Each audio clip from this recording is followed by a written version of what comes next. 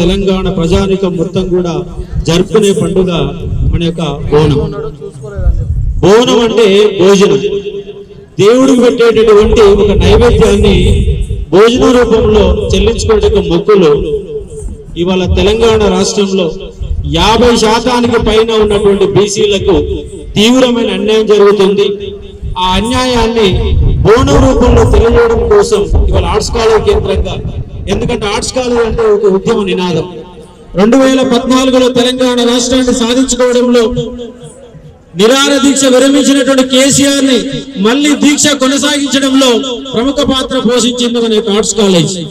వాళ్ళ తెలంగాణ రాష్ట్రం రావడానికి కారణమైంది ఆర్ట్స్ కాలేజ్.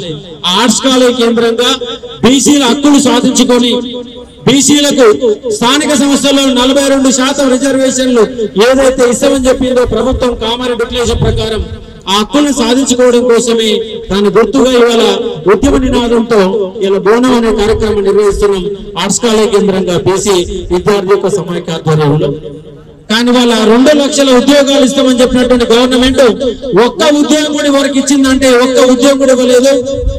ఈ బీసీ బోనాన్ని సాక్ష్యం తీసుకొని మరొక నిరుద్యోగ బోనం కూడా ఎత్తాల్సిన అవసరం మనకు కనబడతా ఉంది. ఎందుకంటే గవర్నమెంట్ 60,000 ఉద్యోగాలు ఇస్తామని చెప్పింది. 60,000 ఉద్యోగాలు ఏ ఒక్క ఉద్యోగం కూడా మీ ఉద్యోగం కాదు. గత గవర్నమెంట్ ఇచ్చిన ఉద్యోగాలని మీరు నియామక పత్రాలు ఇచ్చేసి 60,000 ఉద్యోగాలు ఇస్తామని చెప్తున్నారు. ఇవాళ 2 లక్షల ఉద్యోగాలలో 60% జనాభా ఉన్న బీసీలదే ఉంది. కాబట్టి ఆ 2 లక్షల ఉద్యోగాల సాధన కోసం ఈ యొక్క ఆర్ట్స్ కాలేజ్ కేంద్రంగా ఉద్యమ నినాదం వినిపిస్తుంది. అలాగే బీసీ నినాదం వినపడుతుంది. ఉద్యమాల గడ్డ నుంచి ఉద్యమాన్ని శంకారావును పోయించుకొని మన హక్కుల్ని సాధించుకోవాల్సిన అవసరం ఉందని స్పష్టంగా చెప్పదలుచుకున్నాను. Thank you.